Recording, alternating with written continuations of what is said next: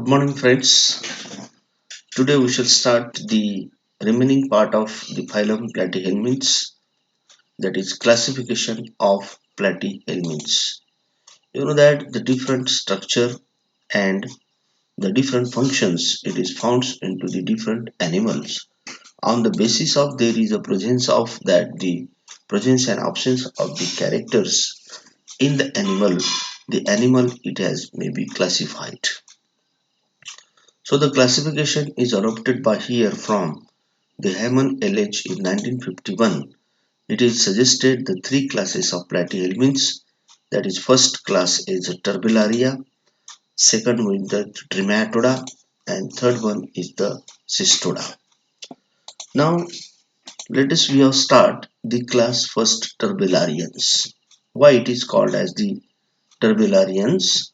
Because of that it is a free living flatworms, mostly marine, called flatworms, ranges in size from microscopic to 2 feet in size. Digestive system it is consist of mouth, intestine, but anus is absent. Protonephridia flame cells are used of excretion. Adhesive organs present mostly hermaphrodite, and life cycle is very simple. That is one of the example, that is a planaria. Now look at this picture. This is the example of the turbellarians. This is the flat, or it is nothing but called as the flatworms. It is the size, the sum of the animals they have shown in the microscopic or 2 feet in size.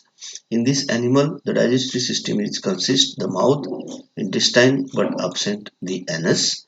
The protonephridia flame cells are used for the excretion, and adhesive organs it is mostly present, and it is nothing but the hermaphrodite in nature. On the basis of that characteristics, these animals they are comes into the class Turbellaria. Now second one is the Trematoda. Now look at this picture in the Trematoda. It is an endo and ectoparasites, commonly called as the flukes. Means these are living into the endo or the ectoparasites in the vertebrates. They causes the diseases to the vertebrates. The body shape is leaf-like and it is flat. Incomplete digestive tract is present, means the bifurcate of the digestive tract it is present in the animal. The protonephridia flame cells are used of excretion. Well developed two suckers are present, that is one is the anterior sucker and another one is the posterior sucker. So oral sucker which attaches to organ of the host, the ventral sucker or acetabulum used to attach to the host tissue. It is nothing but the mostly hermaphrodite in nature, and it is a simple and complicated life cycle.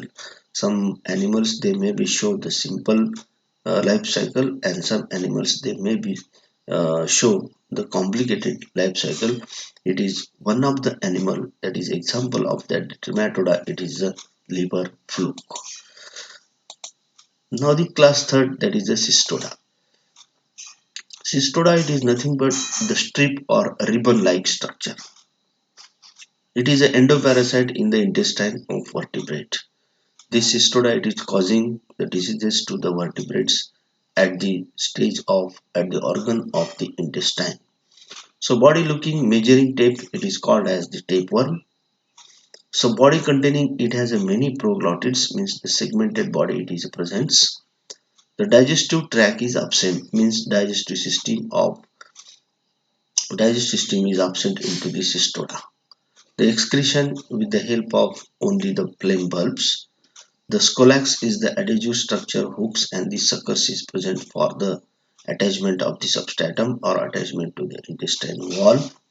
The life cycle is complicated. Each segments contain one or two sets of hermaphrodite reproductive systems, and the life cycle is complicated, involving two or more hosts. That is one of the example as the Tinea solium. It is one of the example of that this Stoda. So now this is nothing but about the classification of the platyhelminths. Thanks. Welcome your suggestions and the questions on the Google Classroom.